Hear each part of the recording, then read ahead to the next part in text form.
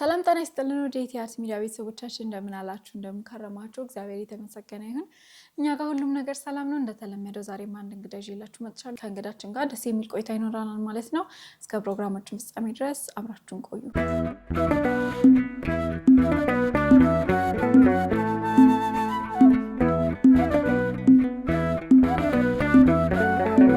እየተመለከታችሁ ያላችሁት ኢቲአርት ሚዲያ ላይ የወጣቶችን ህይወት የሚዳስሰው ዝግጅታችን ነው ዛሬም አንድ ወጣት አጠገብ ያለች ከሷ ደግሞ ብዙ እንማራቸው እና ተርፋቸው ነገሮች ይኖራሉ ማለት ነው ቆይታችሁ ከኛ ጋር ይሁን እንኳን ደህና መጣሽ እንኳን ደህና ቆያችሁኝ እንዴት ነሽ እግዚአብሔር ይመስገን ደህና ሁሉ ሰላም እግዚአብሔር ይመስገን ስራ ጤና ቤተሰብ ሁሉም ሰላም ነው እግዚአብሔር ይመስገን ጥሩ እስቲ እንተዋወቅሽ ከስምሽ የት ስምሽ ማን ነው የት ተማርሽ የት አደግሽ እሺ ሀና ተፈራ እባላለሁ ተወልጄ ያደግኩት ክፍለ ሀገር ነው ወሎ አካባቢ በአምባሰል ወረዳ ገጠራማ ቦታ ውስጥ ነው የተወለድኩት እስከ 8ኛ ክፍል እዛው አካባቢ ነው የተማርኩት ሃይ ስኩል ደግሞ ገጠር ስለነበረ ሃይ ስኩል ለመማር ወደ ከተማ ሄጄ ቤት ተከራይቼ ምናምን ነው የተማርኩት አሁን ላይ ደግሞ አዲስ አበባ ነኝ አዲስ አበባ በስራ ላይ ነው የምትገኘው አይደል ምንድነው የምትሰሪው ነርስ ነሽ በጣም ጥሩ ምንታመም ከሆነ አንቺ ጋር መምጣት አለብን ማለት ነው የተለያዩ ነገሮችን ለመጠየቅ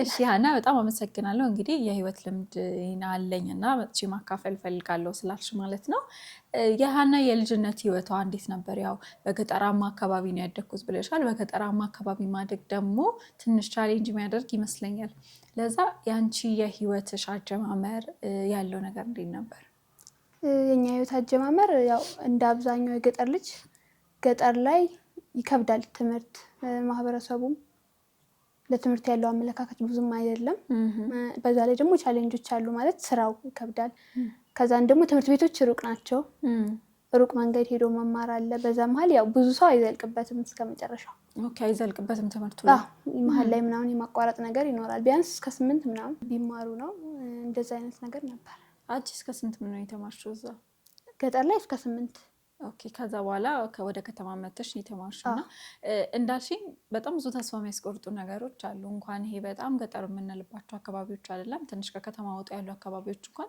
ትምህርት ቤቶች በጣም ሩቅ ናቸው የእግር መንገዶች ይኖሯቸዋል ምናምን ነገር ያው የክፍለ ሀገር ልጅ ሞር ይረዳዋል ብዬ አስባለሁና አብዛኞቹ ተስፋ ቆርጠው ሲያቆሙ አንቺ ተስፋ እንዳትቆርጪ ያደረገሽ ነገር ምን ነበር እኔ ተስፋ እንዳልቆርጥ ያደረገኝ ነገር ማለት እንዳጋጣሚ ሆኖ አባቴ በጣም ትምህርት ይወድ ነበር በጣምና እኛ ቤት 5 ልጆች ነን ከአምስታችን ሁላችንም ተምረናል ስንተኛ ነሽ አንቺ እኔ መጨረሻ ልጅ ነኝ የመጨረሻ ነሽ በጣም ጥሩ ሁሉም ራሱን ችሏል ማለት ነው እሺ እና በጣም ለትምህርት ቦታ አለው እኔ አካባቢ ሰዎች ራሱ እንተን ማለት እንዴ አንተ ትምህርት እያልክ አንተን ማን ሊጦርህ ነው እዚያ ብቻህን እርሻ እያረስክ ምናምን እንዴት በቃ አንዱን ልጅ ያስቀረው አንዷ ትቀር ምናምን የሚባል ነገር ነበር በተለይ ለሴቶች ደግሞ ወደ ትዳር እንዲገቡ ምናምን ነው የሚመረጠው እንደዛ ነበር ግን በጣም አላማ ስለነበረው አባቴ ትምህርት በጣም ይፈልግ ነበር እንድንማር ለዛ እሱ በቃ በሚችለው አቅም ገፍቶልናል እንደውም አንድ ጥያቄ ላነሳልሽ ነበር ይሄ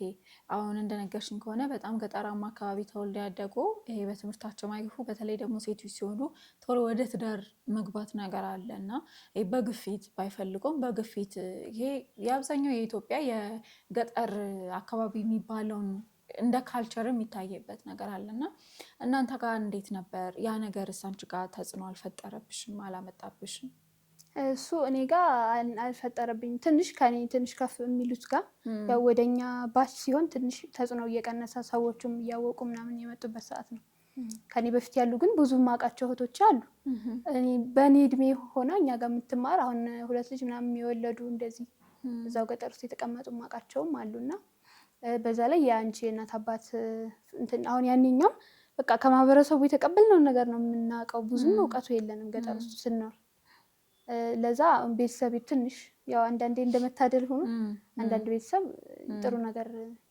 እንድትገፍ የሚያደርግ ሰው ሲገጥም ከዛ ተወጣች እንድትማሪ ደግሞ ይፈልጋል በጣም ይፈልግ ነበር ሁላችንም ወይ በጣም እሺ ሀና ታሪክሽ ምንድነው ማለት ማካፍለው ትምህርት ይሆናል የሚለት ለሌሎቹ ትምህርት የሚሆን ታሪክ አለኝ ብለሽኝ ነበርና እስኪ ንገሪኝ ህይወት እንዴት ነበር ከዛ በኋላ ህይወት እንዴት ቀጠለ ከዛ በኋላ በአብዛኛው እኔ ማለት ያ ልክ ከተማ እንደገባው ወደ ሰንበት ትምህርት ቤት ወደ ቤተክርስቲያን መግባቴ በጣም ነው የምወደው። እሱ ነው በቃ ገጠር አካባቢ ሰንበት ትምህርት ቤት ቤተክርስቲያን አልነበረም? ቤተክርስቲያን አለ ግን ሰንበት ትምህርት ቤት የለም። ገጠር ላይ ማን ነው የሚያገለግለው ታዲያ እዛ አካባቢ? አሁን እኛ አካባቢ የነበርንበት ጋር በጣም ገጠር ስለሆነ በቃ 5 ካህናት ለመምራት ራሱ በጣም ችግር ነው። ለምሳሌ 2-3 ደብር ካለ አንድ ወርሃዊ በዓላት ላይ ምናምን ነው ቅዳሴ ራሱ የሚኖረው። እንደኛ አካባቢ እንደ ሰንበት ቅዳሴ የለም። እንደኛ ደብር በተለይ ትንሽ ወደ ከተማው ቀረብ ምናምን ያሉት ጋር ቢያንስ ይሟላላቸዋል። እኛ ደብር ላይ የነበረው ግን እንደዛ አልነበረም። በወር አንድ ጊዜ ከተለያየ ደብር ካህናት መጥተው ምናምን ይቀደስ ይችላል። እሁድ ቀን ደግሞ ተከፍቶ አንዳንዴ ኪዳን የማይደርስበት ሰዓትም ይኖራል። እሺ እንደዛ አይነት ህይወት ነው የነበረው እና ሰንበት ትምህርት ቤት የለም ገጠር ላይ። ሊኖርም አይችልም። አሁን እንደነገርሽኝ ከሆነ በጣም ከባድ ነው። አንዳንድ ትንሽ ወደ ከተማ ቀረብ ያሉ ገጠርም ሆነው ሰንበት ትምህርት ቤት ያለባቸው አንዳንድ ደብር አሉ። እኛ አካባቢ ግን አልነበረም። በቂም የሃይማኖት ትምህርት ማታገኙም ነበር ማለት ነው? እኔ እስከማውቀው ህፃን እያለሁ ምንም አናገኝም። ደግሞ እኛ አካባቢ እንትን ነበር፣ ይሄ በጣም የድሮ ባህል የመጣበት ነው እና አንዳንዴ እንደ ባዕድ አምልኮ ሁሉ እንደ ማለት ማህበረሰቡ እንደ ትክክል አድርጎ የሚቆጥርበት ሁኔታም ነበር። ባዕድ አምልኮ እንደ ካልቸር አድርጎት ነበር ማለት ነው። በቂ ትምህርት ስለሌለ ይሄ በቃ የአንድ ሰው አሁን ሃይማኖት የአንድ ሰው መገለጫ ነው፣ መሰረታዊ ነገር ነው እና አሁን እንዳልሽኝ ከሆነ የባዕድ አምልኮዎቹን ላይክ እንደ እምነት አንድ ይዘውት ነበር ማለት እንችላለን። ይቻላል። እኔ እስከማውቀው ኢቭን አሁን እዛ አካባቢ ሐኪም ቤት ብዙ የለም። ከዛን ደግሞ ሕክምና የለም። ቤተክርስቲያንም ጸበል ቦታ አለ በእርግጥ ገጠር ላይ እንደውም ጸበል ገዳማት ምናምን ይኖራሉ፣ ግን ትንሽ ትጓዣለሽ። ብቻ በቅርብ የምታገኙ ሰው የባዕድ አምልኮ ምናምን በተለመደ መልኩ መፍታት ነው እና እሱ ነገር ነበረ። ይሄ ዶሮ ምናምን ያው የምንሰማው የለም አሁን ላይ። እንደዚህ አይነት ነገሮች ናቸው ለጊዜው እንደ መፍትሄ የሚጠቀሙት። ይሄ እኮ በጣም ከባድ ነገር ነው። በማህበረሰቡ ማፍረዳችን ምንም የሚያስተምረው አካል ከሌለ ይህን ነገር እንደ ትክክል አድርጎ ነው የሚቀበለው። እኛ እኮ ስለ ሃይማኖታችን ስለተማርን ቀጥተኛ መሆኗን ስላወቀን የሚረዱን አካላት ስላሉ ነው ዛሬ ላይ ጸንተን የሚቆም ነው ከዚህ በኋላ የምንቀጥለው እና ገጠራማ አካባቢዎች ላይ ስብከተ ወንጌሎች መስፋፋት አለባቸው ብዬ አስባለሁ።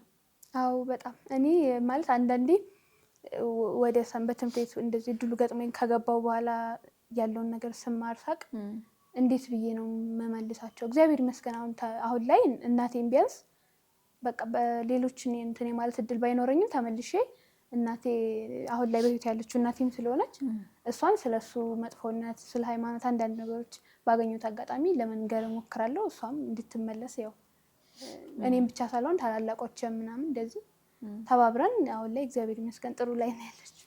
በጣም ጥሩ። ቅድም ጀምረው ነበር በመሀል ሌላ ነገር መወያየት ጀመርን። ወደ ከተማ ስገባ ነው ሰንበት ትምህርት ቤት ህይወት የጀመርኩት ብለሽኛልና ከዛ በኋላ ነው ያንቺ ህይወት የጀመረው።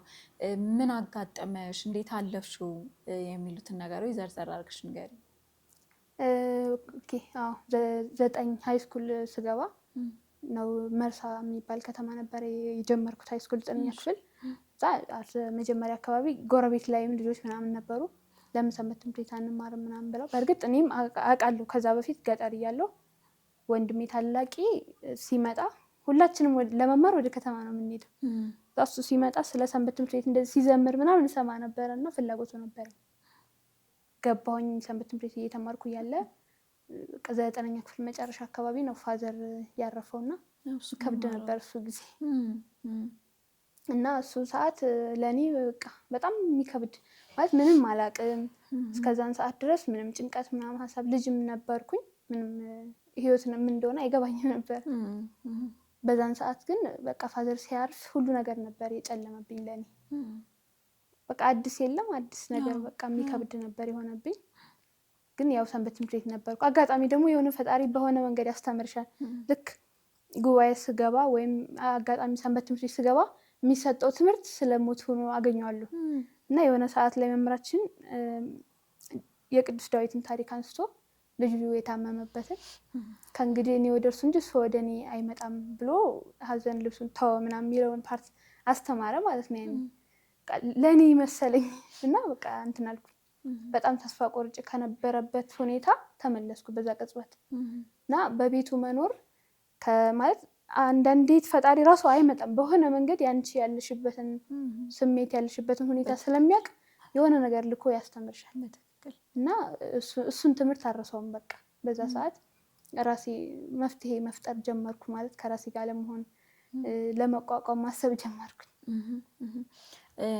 ከአንቺ አንድ ሀሳብ በደንብ በመስማማ እግዚአብሔር ራሱ መጥቶ አይደለም የሚያስተምረን፣ በእያንዳንዱ ምክንያትና በሆኑ ድርጊቶች ነው ትምህርት የሚሰጡንና ይሄ እንድትማሪ ያደረገሽ አባትሽ ነው። ገና ወደ ከተማ ገብተሽ 9ኛ ክፍል መማርሽ ነው እና እረዳለኝ ከባድ ጊዜ ነበር የሚሆነው። ግን በሰዓቱ ሰንበት ትምህርት ቤት በመግባትሽ ደግሞ እጅግ በጣም ብዙ ነገር አትርፈሻል፣ ጠንክረሻል። ምናልባት ገጠር ሆነሽ እሱ አርፎ ቢሆን አሁን ከከበደሽ በላይ ይከብድሽ ነበር አይደል? በጣም ማሰብ ራሱ አልፈልግም። ለምን መሰለሽ? ገጠር እያለሁ ፋዘር አርፎ ቢሆን ኖሮ እዛውም ልቀር እችል ነበር፣ አይታወቅም። ማለት ምንም አላውቅም፣ የሆነ ነገር አልጀመርኩም፣ ገና ልጅ ነኝ። በቃ ማንኛውም ማህበረሰብ እየኖረ እንደሚቀጥለው እዛው ቀርቼ የመኖር እድልም ሊኖረኝ ይችላል፣ አይታወቅም። ከባድ ነበር። እሺ ሀና፣ ከዛ በኋላ ህይወት እንዴት ነበር? አሁን ላይ ቀላል ጊዜ አይደለም፣ ከባዱ ጊዜ ወደ ህይወትሽ መጥቷል አይደለ? እንዴት አድርገሽ ተቋቋምሻቸው? ብዙ ነገር አለ፣ ቤተሰብ ይጨነቃል፣ ቤተሰብ ማስተዳደር አለ። የአባትን ቦታ መተካት በነገራችን ላይ እጅግ በጣም ከባድ ነገር ነው፣ ቤት ውስጥ ማለት ነው። የአባትን ቦታ መተካት ከሚታሰበው በላይ ከባድ ነው። እና አንቺ ደግሞ እየተማርሽም ነው።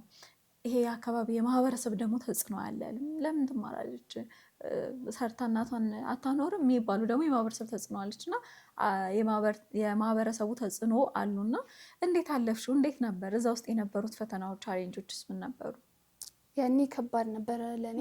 ያው ብቻ አላቅም፣ ፈጣሪ እንደምንም አሳልፎኛል። ማለት በዛን ሰዓት ነበረ። ልክ ነሽ። አንዳንድ ሰዎች በርቺ፣ በቃ እሱን የሚያውቁት በርቺ፣ የእሱን አላማ ቀጥይ፣ ጨርሽ፣ በርቺ፣ እናግዝሻለን ምናምን የሚሉኝ አሉ። ማለት እንደዚህ ወደ ከተማ ያሉት ምናምን አንዳንድ ሰዎች። አንዳንዶች ደግሞ ከዚህ በኋላ በቃ ቤት ምናምን መሬት አለ ገጠር ላይ፣ እሱን በቃ ያዙ፣ አትሄዱም፣ ትምህርት ምናምን ይሰራል፣ እንደዛ የሚሉን ሰዎችም ነበሩ። እና እኔ ግን አላማ ነበር። ማለት እሱን የሚፈልግበት ቦታ ለመድረስ አስብ ነበር። በጣም ትምህርት ይወዳል የሆነ። ከዛ ኢቨን የሚገርምሽ ነገር እሱ ስለ ባዕድ አምልኮ ያን ያህል እውቀቱ ምናምን የለውም ማለት አይፈቀድ የሚለውን ነገር ብቻ ግን ያውቃል እና አይፈልገውም፣ አይወድም ነበር እሱ። በቃ እንደዚህ አይነት ነገር አይወድም። በቃ እንድናቅ እንድንወጣ ይፈልግ ነበር። ለዛ የእሱ አላማ ያዘኝ። በቃ ጎበዝ ተማሪ ነበርኩ በነገራችን። አዎ የደረጃ ተማሪ ነበርኩ። ከዛ እስከ 9ኛ ክፍል ነው ደግሞ እሱ ነገር ነበር። ከዛ በኋላ ቀነስኩኝ።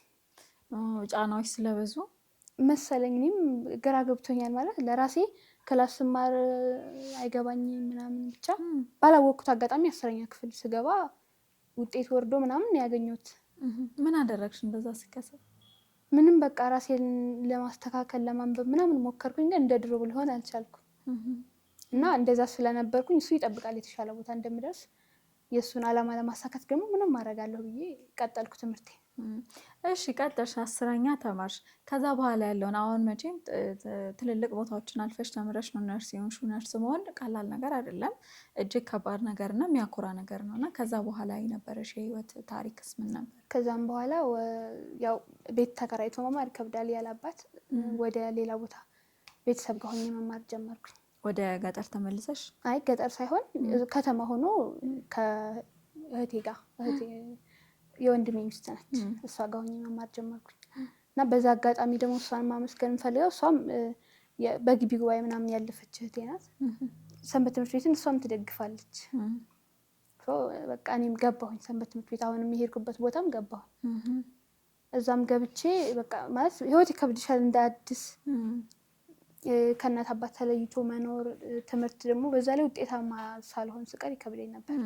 እንደምፈልገው ውጤት እየመጣልኝ አልነበረም ምናምን። ያው እሱንም እንደዛው ቤተክርስቲያን በመቅረቤ ነው ብዙ ነገር ማሳልፈው። ሁሌ ማታ ማታ ምናምን በቃ ቢያንስ አንዳንዴ ያልቅሽ ምናምን መልሳለሁ። እንደዛ ነበር 11ኛ ክፍል። ከዛም በቃ በዛው ሁኔታ 12ንም ቀጠልኩኝ።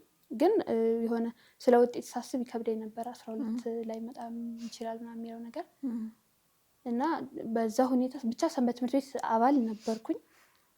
እያንዳንዱ በቃ በዛን ሰዓትም ጦርነት ምናምን ነበረ።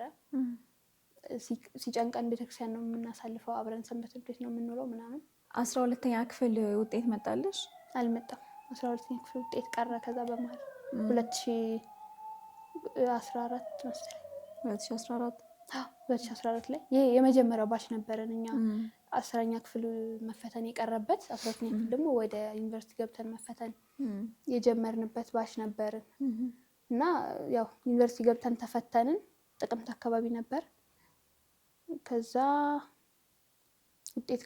ውጤት በመጠበቅ 2 ወር ምናምን የሚያስጠላ ጊዜ አሳልፌያለሁ። ማለት የሆነ ማለት ወይ ትምህርት ላይ ወይ ስራ ላይ ካልሆንሽ ይከብዳል እና እሱ የሚከብድ ጊዜ ነበር። ጥር አካባቢ ውጤት ተለቀቀ እና ውጤት ያው እንዳልመጣ ሰማሁ። ያው ሀፋፍ ነበርኩ በእርግጥ ላይ መጣ ይችላል የሚል ነገርም ነበረ ማለት እንደቀነስኩ ስለማውቀው እና ግን በጣም ጨለመብኝ ያን ሰዓት። በቃ ያስጠላ ነበር ሁሉ ነገር። እኔ ድሮ ዩኒቨርሲቲ መግባት በተለይ ሜዲሲን መማር አላማ ነበረኝ። ግን ቢያንስ 12 አካባቢ እንደዚህ እየቀነስኩ ሲሄድ ሜዲሲን ባይሆንም እንኳን ዩኒቨርሲቲ ገብቼ መማር ፈልግ ነበር። ሰንበት ትምህርት ቤት ላይ ደግሞ ስለ ዩኒቨርሲቲ ግቢ ጉባኤ ይነገረን ነበር እና ቅድመ ግቢ ጉባኤም አንዳንድ ስልጠናዎች ምናምን ይሰጡ ነበር። ዩኒቨርሲቲ ገብቼ ግቢ ጉባኤ መማር የሚል ነገር በጣም ነበረኝ። በጣም ጓጓ ነበር። ሄደው የመጡት እህት ወንድሞች ከአንዳንዴ ሲነግሩን ስለ ግቢ ይነግሩን ነበር። ግቢ ላይ በቃ ዩኒቨርሲቲ ላይ ግቢ ጉባኤ ካልገባችሁ በቃ የሚከብድ ነው የሚሆንባችሁ ምናምን ይሉን ነበር እና ለሱ ጓጓ ነበረ። ግን ያው አልተሳካም በዛ ሰዓት። ከዩኒቨርሲቲ ውጭ ግቢ ጉባኤ ያለ አይመስለኝም ነበር። በግል ምናምን እንደዚህ አልጠብቅም ነበር። ከዛን 12 እንደዚህ ውጤት ቀርቶ መሀል ላይ በቃ የሚከብድ ጊዜ ነበርና ወደ ሰሪንቃ አርሴማ ካወቅሻት ወደዛ ሲባል ሰምቻለሁ አለች። እሺ እና ወደሱ ሄድኩኝ ማለት ከዛ በፊትም እሄዳለሁ የሆነ ክረምት ላይ ምናምን። ግን በቃ እንግዲህ ሰማዕቷ ጋር አብይ ጾም አካባቢ ካቲት ነበረ። ወደዛ ሄድኩኝ 1 ሳምንት ምናምን ከሲስተር ጋር 7 ቀን ምናምን ቆይተን የተመለስነው እና ያኔ በቃ ለኔ ስለት ነበረኝ። በቃ ወይ ስራ ስጭኝ የሆነ የራሴ ነገር ልስራ ወይ ደግሞ ትምህርት መማርበትን መንገድ አመቻችልኝ ብዬ ነበር የነገርኳት። እሺ የትኛው ተሳካልሽ? ትምህርት መማርበት መንገድ ተሳካልኝ። ምን አይነት መንገድ አገኘሽ? ያኔ በቃ ከዛ እንደተመለስኩ ሳምንት ራሱ አልሞላኝም እና ሲስተር እዚህ አዲስ አበባ ነበረች አክስቴ ጋር። አልጠበኩም ግን እኔ እዚህ እመጣለሁ የሚል ሀሳብም አልነበረም ነበር። ግን እዛው በቃ የሆነ ትንሽ ኮሌጅም ቢሆን ምናምን አስብ ነበር። ደግሞ እኔ የምፈልገው የሚገርምሽ ጤና መማር ነው። በቃ ከልጅነቴ ጀምሮ በጣም ነው ጤና መማር የምፈልግ የነበረው። ከዛ በቃ እኔ እንትን አለ አካውንቲንግ አግሪካልቸር ምናምን አለኛ የነበርንበት ከተማ ራሱ ኮሌጅ ነበረ። እዚህ ተማሪ ምናምን ሲሉኝ አልፈልግም አልኳቸው።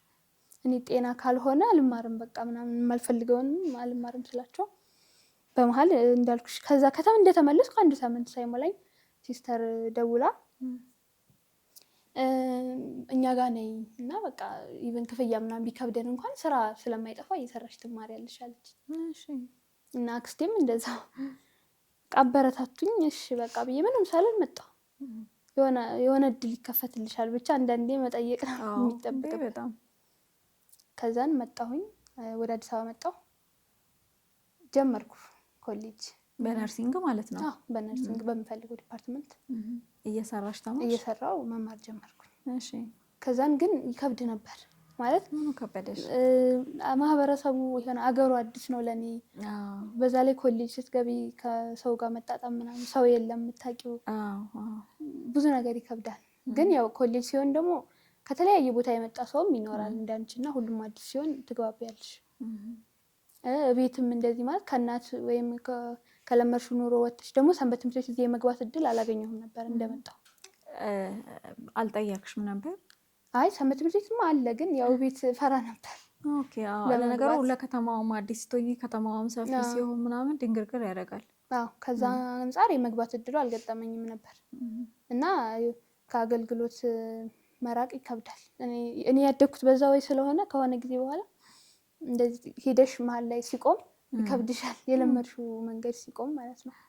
እና ይከብድ ነበር ትንሽ ጊዜ ኮሌጅ 1-2 ወር ምናምን እስከሚሆነኝ ያው የሆነ መሀል ላይ ላቋርጠውም እንዴ ምናምን እል ነበር። ግን ያው በመሀል ከኮሌጃችን ጋር ግቢ ጉባኤ አለ ብለው ቅስቀሳ መጡ ማለት ነው። እንዴ የምን ግቢ ጉባኤ ነው እንዴት ነው ምናምን ብዬ መጠየቅ ዩኒቨርሲቲ ላይ ብቻ ነበር ይመስልሽ? ነበር የሚመስለኝ። እኔ አላውቅም፣ የግል ላይ ብዙም እውቀቱ የለኝም። ከዛ ስጠይቃቸው እንደዚህ ነው እንትን ደግሞ ምሳ ሰዓት ነው የግቢ ጉባኤው መርሃ ግብር ማለት ተማሪ የግል ሲሆን ምሳ ሰዓት ጠዋትና ከሰዓት ከተማረ ምሳ ሰዓቱን ተጠቅሞ እንድማር የተመቻቸ ነበር። ከዛ በጣም ደስ ያለኝ ወዲያውኑ ሄጄ ምናምን የተመዘገብኩት። ከዛ ተማርሽ ማለት ነው? አዎ ምሳ ሰዓት ሁሌ ሄድ ነበር። ተመረቅሽ አይደለ? ከብዙ ልፋትና ድካም በኋላ ስትመረቂ ምን ተሰማሽ? ምክንያቱም ይሄ በቃ ትምህርት አያስፈልግም እስከተወሰነ ጊዜ ከሚባልበት ማህበረሰብ አካባቢ ወጥተሽ ብዙ ውጣ ውረዶችን አልፈሽ ከተማ ወጥተሽ ተምረሽ በዛ ላይ የሚያበረታታሽን አባት በሞታተሽ አዲስ አበባ መጥተሽ እየሰሩ መማር ቀላል ነገር አይደለም። በተለይ ለሴት ልጅ ሲሆን እየሰራሽ መማር ከባድ ነገር ነው እና አዲስ ከተማ ነው ከለመድሽበት የአኗኗር የሁሉ ነገር ዘይቤ የተለየ ቦታ ነው የመጣሽው እና ስትመረቂ ያለው ነገር እንዴት ነበር? ስመረቅ በጣም ደስ ይል ነበር። የሚገርምሽ እንትን ነበር በግቢ ጉባኤው እንመረቅ ነበር እና እንትን ቀድሞ ጋውን ያለበሰችን ቀድሞ ቤተክርስቲያን ነች ማለት የመጽሔት ፎቶ ከትምህርት ቤቱ ቀድሞ ግቢ ጉባኤው እንትን አለ አዘጋጀ። ያኔ ለመጽሔት ፎቶ ቀድመን የተነሳ ነው ጋውን ምናምን ያደራ መስቀል ምናምን አድርገን የተነሳ ነው በግቢ ነው። የትምህርት ቤቱ ገና ነበር።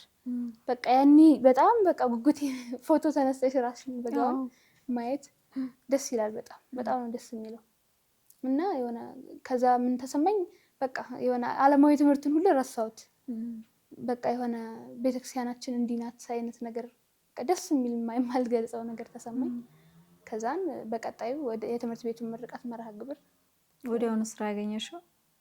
አይ አይደለም 2016 መጨረሻ አካባቢ የተመረቅ ነው። ግን ሲኦሲ ነበረብን ፈተና ቲቪቲ ነው እና የተማርኩት ሲኦሲ ነበረብን። ሲኦሲ ደግሞ ቻሌንጅ ነበረው በጣም ይከብዳል።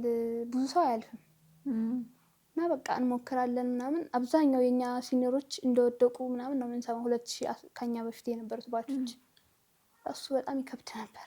አለፍሽ ግን አንቺ?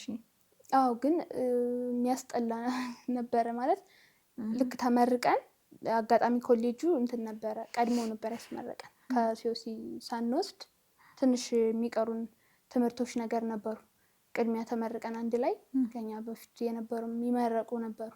ከነሱ ጋር ተመርቀን ከዛ በኋላ ነበረ ፈተናው እንዲሆን የተደረገው እና ተመረቅን። ግን ትምህርቱ አልፎ አልፎ እንሄድ ነበር። ተመርቆ ሰፈር ደግሞ ቤተሰብ ምናምን የሚው ጋውን መልበስሽ መረቅሽ እንጂ አለመጨረሰሽን አያይም። ከዛ ከተመረቁ በኋላ እንደገና ትምህርት ሆነ ማለት ነው። በእርግጥ ግቢ ለመቆየት ረጅም ጊዜ ሰጠን እንደዛ መሆኑ መቆየቱ ግን ያስጠላ ነበር። ደግሞ በመሀል ከተመረቁ ስራ ስለሆነ የሚጠበቀው ቤተሰብ እንደዛ ነው የሚጠብቀው። በተለይ ክፍለ ሀገር አካባቢ ያለ ቤተሰብ ጋውን እንዳልሽው ጋውን መልበስሽ ነው እንጂ ከዛ በኋላ ስራ ለመፈለግ ያለውን ውጣ ውረድ ያሉትን ፈተናዎች ምናምን አያውቁትም። ወዲያው ይሄ ዛሬ ተመረቀሽ ነገ ስራ የምታገኝ ነው የሚመስላቸው እና ይሄ ያው አብዛኞቻችን ያደግንበትም ካልቸር እንደ ኢትዮጵያ ካልቸር ራሱ መውሰድ እንችላለን። ስራ እንዴት ነው አሁን? በጣም አሪፍ ነው ስራ ማለት በዛን ሰዓት ማለት ለሲኦሲ ማለፍ ያችን ጊዜ ልንገርሽ 2016 በኋላ 17 እንደዚህ እየተማረን ትንሽ ቆየንና ከዛ ሲኦሲ በቃ ቀኑ ደረሰ። ሲኦሲ ስንሞክር አናልፍም ማለት በቃ ይከብዳል መደጋገም። ከዛ እኔ በየቀኑ ምን አደርግ ነበር መሰለሽ? አንዳንዴ ያው ቤትም ቁጭ ውስጥ ይጨንቃል። ከቤት ለመውጣትም ደግሞ የሆነ ወይ ስራ ወይ የሆነ ነገር ከሌለሽ ያው ቤተሰብ ስትወጪ ይከብዳል። ከዛ እኔ ብዙ ጊዜ ክላስ በእርግጥ እንለማመድ ነበር፣ ዲሞንስትሬሽን ይባላል። እሱን ለመለማመድ ወጣ ነበረ። ስወጣ ግን 1 ሰዓት ገብርኤል፣ 1 ሰዓት መድኃኒዓለም ጸሎት እያደረግሽ ማለት ነው። 1 ሰዓት ደግሞ ዮሐንስ በቃ ፒያሳ አካባቢ 1 ሰዓት ጊዮርጊስ የሆነ እንደ ማለት ምን እየሆንኩ ነው እስከምል ድረስ። ከዛ ወደ 5 ኪሎ ደግሞ ሄዳለሁ ማህበረ ቅዱሳን አንዳንዴ ወይ ስብሰባዊ ምናምን ይኖረናል። ስራ አስፈጻሚ ነበርኩኝ በግቢ። ከዛ በዛው ቅድስተ ማርያም እንደዚህ አባታችን ምናምን ለማግኘት ወደ 4 ኪሎ ስላሴ ምናምን የለም።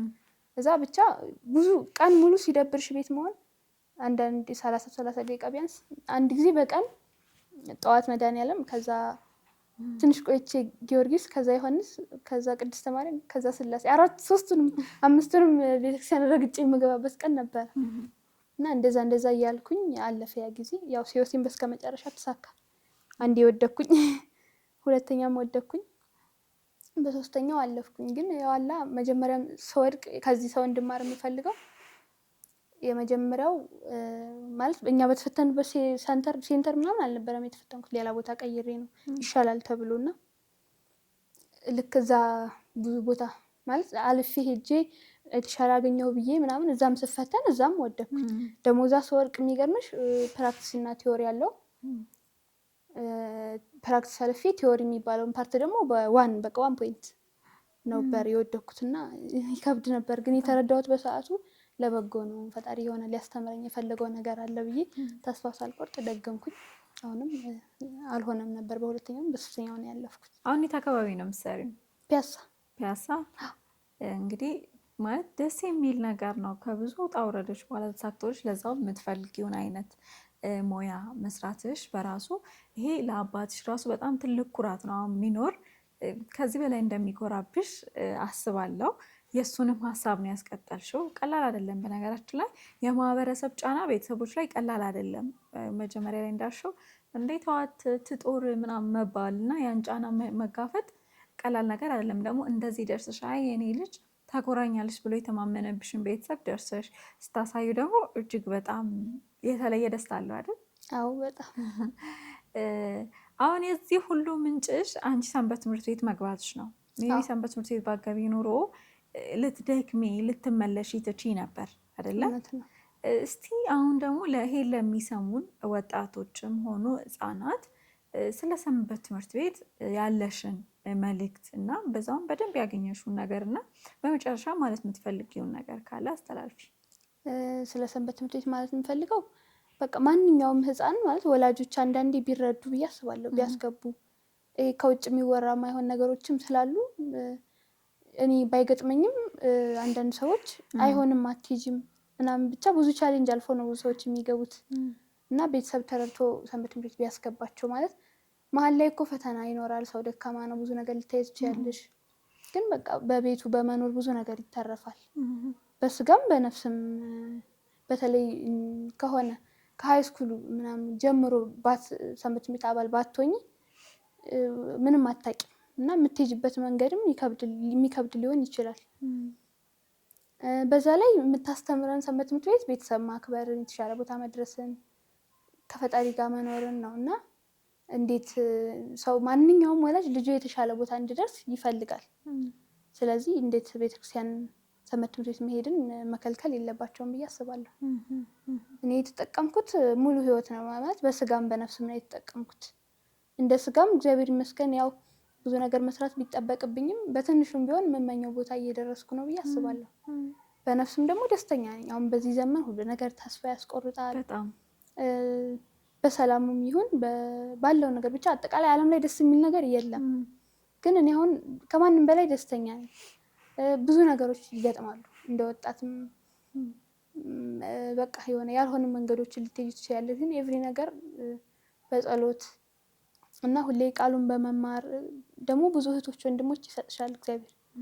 ሰንበት ትምህርት ቤት ላይ ግቢ አሁን ከሰንበት ትምህርት ቤት ቀጥሎ ግቢ ጉባኤ አለ እና እንዲሁም ማህበረ ቅዱሳንም እያደገ ሲሄድ ብቻ እህት ወንድም ይሰጥሻል። ሁሌ በቤቱ ነሽ። የሆነ መንገድሽ እንደ ዓለምም እንደ መንፈሳዊም እንትን ታያለሽ መንገድ በቃ ትመሪያለሽ። እና እኔ የተጠቀምኩት ይሄን ነው ሙሉ ህይወትሽን ነው በቃ በስጋም በነፍስም መታደል እኮ ቀላል ነገር አይደለም። እና አሁን ላይ በጣም ብዙ ነገር እንሰማለን እናያለን አይደለ? ከሀገርም አንጻር ከቤተክርስቲያንም አንጻር ከራሳችን ከህይወትም ከቤተሰብም ከብዙ ነገር አንጻር እና በዚህ ሁሉ ውስጥ አልፈሽ ውስጥሽ ደስተኛ ከሆነ ሰላም ተሰማው ማለት እጅግ በጣም እድለኝነት ነው። የሰላምን ዋጋ የሚያውቀው ሰላም አጥቶ የኖረ ሰው ነው ይባላል እና ትክክል ነው። ሀና በጣም አመሰግናለሁ። እግዚአብሔር አምላክ ደግሞ ከዚህ በላይ የምትፈልጊበት ቦታ ደርሰሽ ቤተሰብሽን፣ አካባቢሽን ሁሉንም ለማገልገል ለመርዳት እና ለማስተማር ያብቃሽ። ህይወት አለኝ ማካፍለው ነገር አለኝ ብለሽ እዚህ ድረስ መተሽ ይህን ጥሩ ቆይታ ከኔ ጋር ስላደረግሽ በጣም አመሰግናለሁ። እኔም አመሰግናለሁ።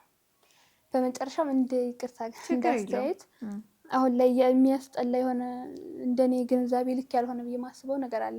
መከፋፈል አይነት ነገር ያለውና ይሄ ሰንበት ትምህርት ቤት ጉባኤ ቤትና ይሄ ግቢ ጉባኤ ምናምን ብቻ አብሮ አለመሄድ ነገር አለ አይደል? እንደዚህ አይነት አመለካከቶች ቢቀረፉ ብዬ አስባለሁ። እኔ ለምሳሌ ወንድሞች አሉኝ ከአብነት ትምህርት ቤት የወጡ ማቃቸው እንደዚህ አጎቴ አክስት ልጆች ዲያቆናት ምናምን አሉ። ሰንበት ትምህርት ቤት ደግሞ እኔ ያለሁኝ ከዛ አልፎ ሰንበት ትምህርት ቤት ተምሬ ግቢ ጉባኤ የሚባለውንም አውቀዋለሁኝ። አሁን ደግሞ በትንሹም ቢሆን ማህበረ ቅዱሳን ላይ አንዳንድ ነገሮች ይሳተፋሉ እና 3ቱም 4ቱም ጋር መግባታችን ሁሉም አንድ ነው። በቃ አንድ የእግዚአብሔር ልጅ ነን፣ አላማችንም አንድ መዳን ነውና ይሄ ፓርት ላይ አንዳንዴ መከፋፈሎች ምናምን ያው አለማወቅ አለመረዳት ይመስለኛል። ሁሉም ጋር እየገባሽ መርሃ ግብር ተሳተፊና ብታይ ምናምን አንድ እንደሆነ አላማው ተገንዝበን አብረን መሄድ የምንችል ይመስለኛል። እና እነዚህ ነገሮች ያው ሊስተካከሉ ነው። እንግዲህ እየሰማችሁ ነው የሚመለከታችሁ አካል እንግዲህ የሀናን ጥሩ የሆነ መልእክት ከግምት ውስጥ በማስገባት ለሚመለከተው አካል ደግሞ አስተላልፎልን እንላለን። የዛሬ ቆይታችን ይሄንን ይመስል ነበር። ጥሩ ትምህርት እንዳገኛችሁበት ተስፋ እናደርጋለን።